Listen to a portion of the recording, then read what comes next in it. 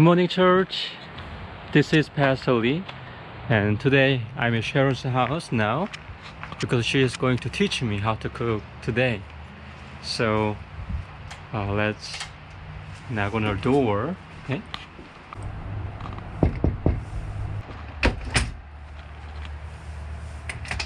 Hi, Sharon. Good morning. Merry Christmas. Merry Christmas already. How are you? Hi. Good. Thank you for having dear, me. You're taking film Yeah. already. Good morning. Here we are. Yes. So, hi, Sharon. So, what are we going to do today? Today we are going to make a click bread, but it's one that comes from my great-grandmother Shimer. Oh. And she and my great-granddad lived and worked a canal boat on the D&H Canal. And this is a bread that she used to make quite often, I guess. From my great-aunt, she told me that that's what they did. So it's called canal cake. Canal cake. And it's a basic flour dough, and then it has grated apples in it to give it nice moisture and like that. So the first thing we have to do is turn the oven on and get that preheated to 350 degrees. Okay. Good. And make sure you don't have anything in the oven when you start.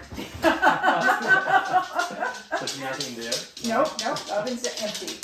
And so we got that preheating. Now, Pastor, do you want to do the vegetable oil and the eggs and like that? We can have you do that right in the mixer over there. Oh, yes. 1.5, yeah?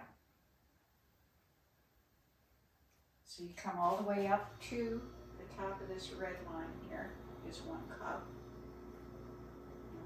Yeah, that's good. That's 1 cup. And half? And then another half. So it is quite moist. Okay. Oh boy. Okay. Yeah. And then we'll put this down. Keep going. Oh, not too fast. Okay. That's good. That's excellent. Okay. Good. Now we've got to put sugar in there. Yep. And you need 2 more of those. That's good. Good. Okay. Wonderful. Now you're going to whip that until it's really light. So you got to turn your whipper back on again.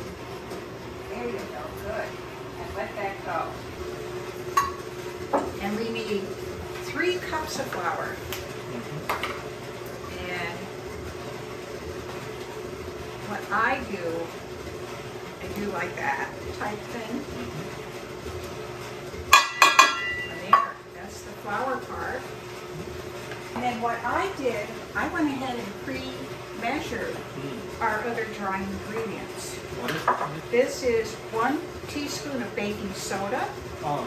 a half teaspoon of salt, 1 tablespoon of cinnamon, and a half teaspoon of nutmeg. And then we just put that into there. You see how that's gotten nice and thick now? Oh, yeah. Wow. See that? You don't think it's going to do that, but it really does. Yeah.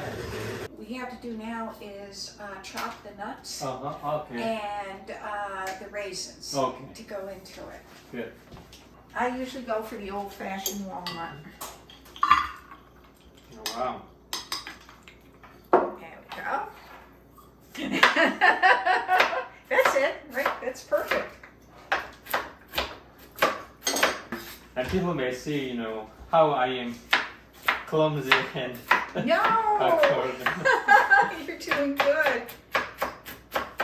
I'm going to measure out a half cup of raisins. Yeah. And now put that in there.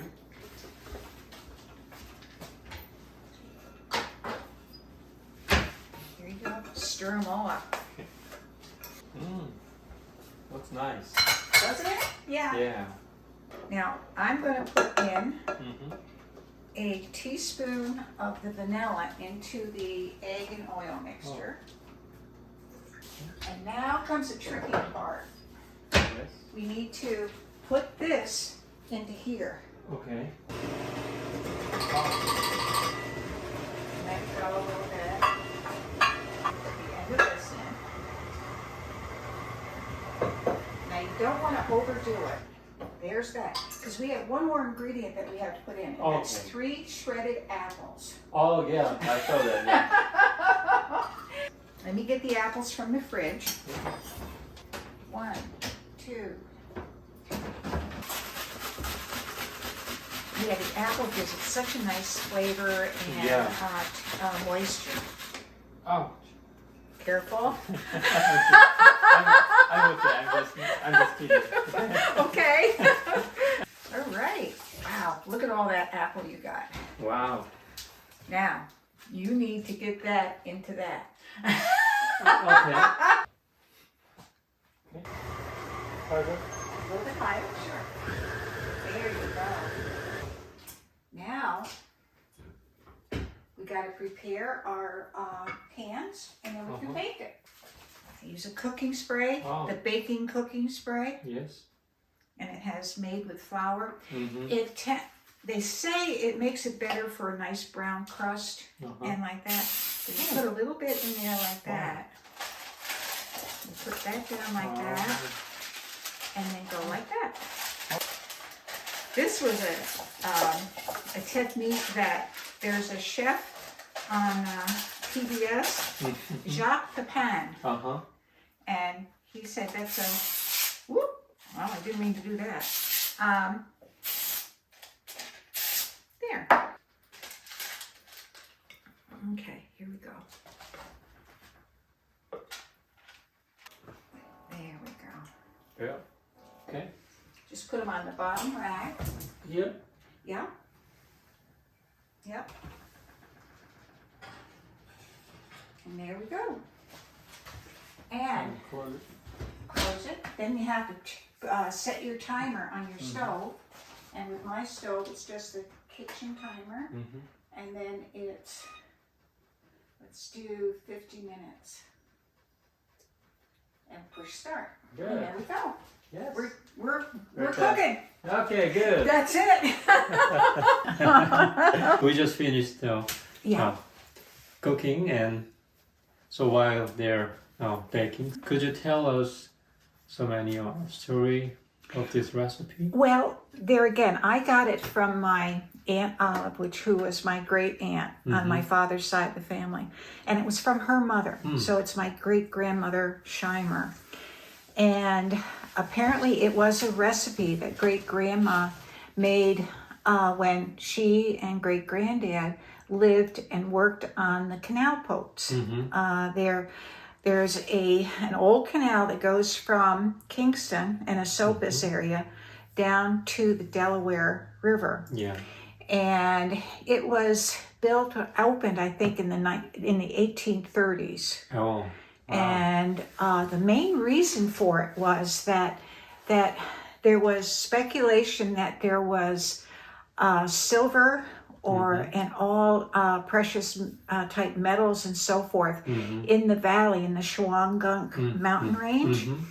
And so this was a way for them to ship both ore and farm goods and so forth on the canal boats.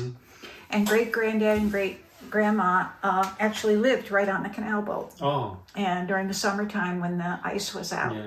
So it brings back a lot of memories of the valley that I grew up in.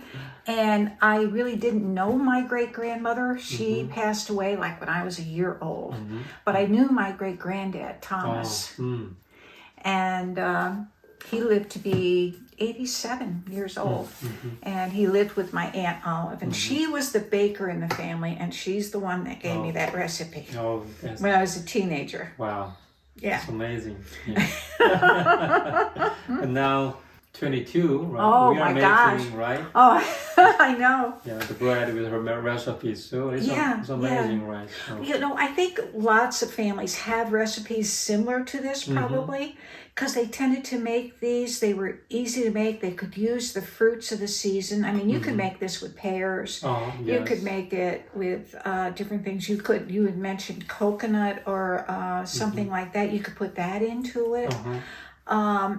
But I think a lot of families have an old standby recipe like this. Yes. And it's something you can make and you can wrap up and it lasts for a long time. Yeah. If you put it in the fridge, it'll last for quite a while. It's very good with coffee too. Oh, right? excellent with coffee. It's nice, you know, when you make something like that you know came down through your family. Yes, right. Yeah. It feels good. It was passing down from your Right. So that's good, and maybe we can also pass this recipe down to others, right? Yes. So, Yeah. It just gives you a warm feeling, I think. Yes, right. And, I've always enjoyed this recipe, especially during the cooler seasons and like that. Oh. Yep. Oh yeah. I think we're done now. I think so. Yep. Clean. Clean. You gotta be patient. Okay. Done. Good. Done. Here we are. Yes. Those are 2 nice loaves. Yes, right. Wow. There you go. That's good. So. And we should have the right temp.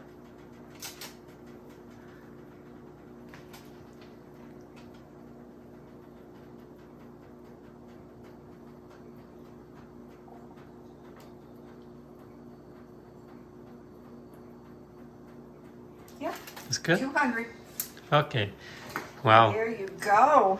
Thank you, Sharon, for teaching me today. Well, you're going to be taking these with you.